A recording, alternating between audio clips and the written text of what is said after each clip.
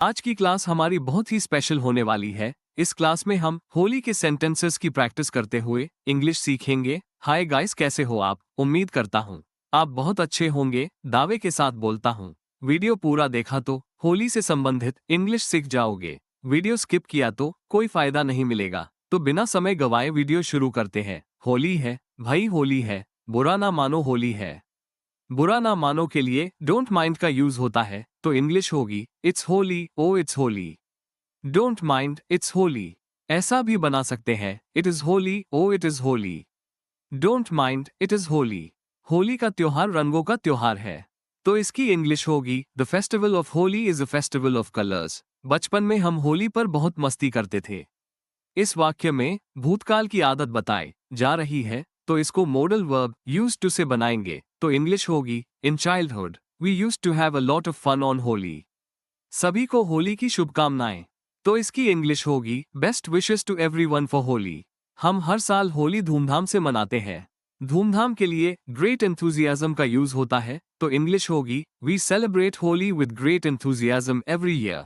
होली खुशियों और उल्लास का त्योहार है।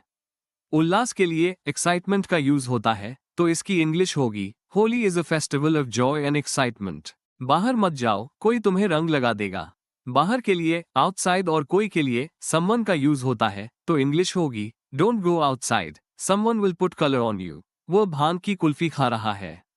यहाँ पर भांग की कुल्फी के लिए भांग की कुल्फी ही उस होता है, तो इंग्लिश होगी हे इज ईटिंग भांग कुल्फी। गुब्बारों में रंग का पानी भरो।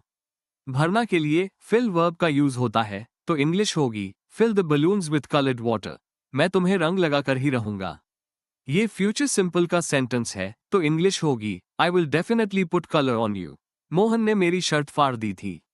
फाड़ने के लिए तय वर्ब का यूज होता है, तो इंग्लिश होगी मोहन टॉ माई शर्ट। होलिका दहन के बाद होली खेलते हैं। बात के लिए आफ्टर वर्ड का यूज होता है, तो इंग्लिश होगी Holi is played after the Holika दहन। महिलाएं होली पर लोकगीत गाती हैं। लोकगीत को फोक सॉन्ग कहते हैं, तो इंग्लिश होगी women sing folk songs on Holi. मुझे पक्का कलर मत लगाना। यहाँ लगाने के लिए अप्लाई वर्ब का यूज होता है, तो इंग्लिश होगी don't apply permanent colour on me. मैं मेरे दोस्तों के साथ होली खेलूंगा।